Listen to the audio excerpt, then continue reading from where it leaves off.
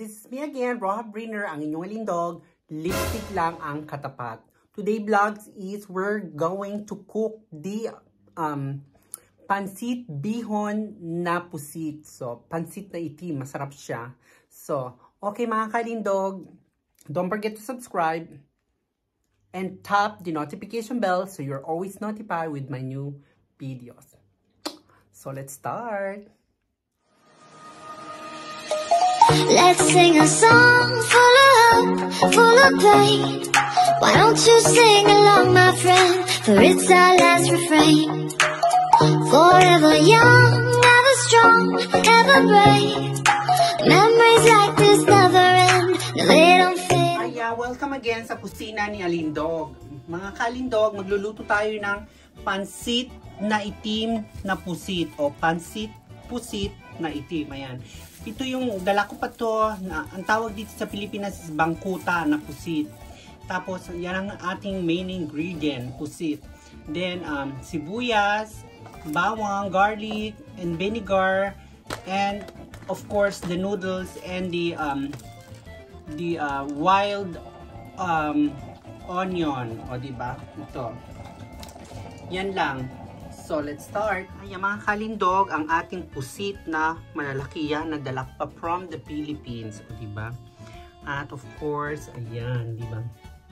At, igigisa muna natin siya sa vinegar.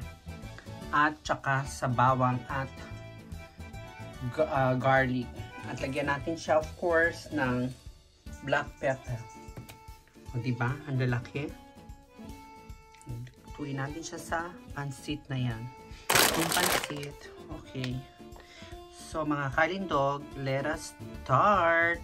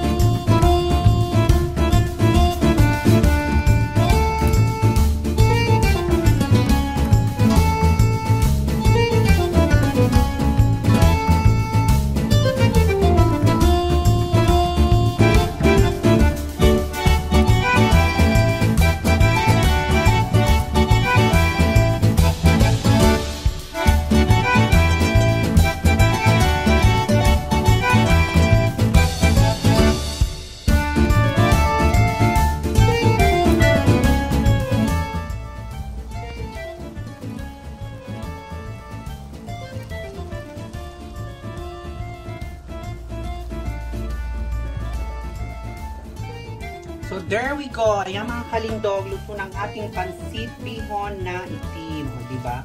Masarap siya. Ayan. Diba? Ready to serve. Ayan. Diba? O, ayan mga kalindog. Kain na. Lagay na natin siya sa plate. Ayan. Diba? Ayan. Ating tanghalian. Sarap ito mga kalindog. Ayan. Ayan. Ayan mga kalindog. Ready na ang ating pansit na bihon na itim. O diba? Ang sarap. So, itry natin siya. Ayan mga kalindog. Luto na ang ating bihon na pusit. O diba? Sa Italy, tawag dito it's sepia. Tikman natin kung masarap siya, diba?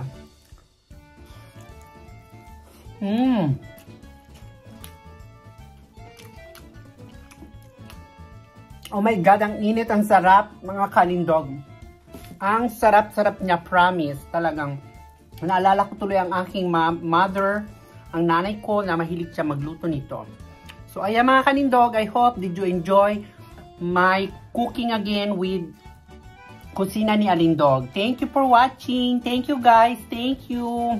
Ayan, I will eat now. I will enjoy my pasta, pansit with pusit. Thank you. Thank you for watching. Harap.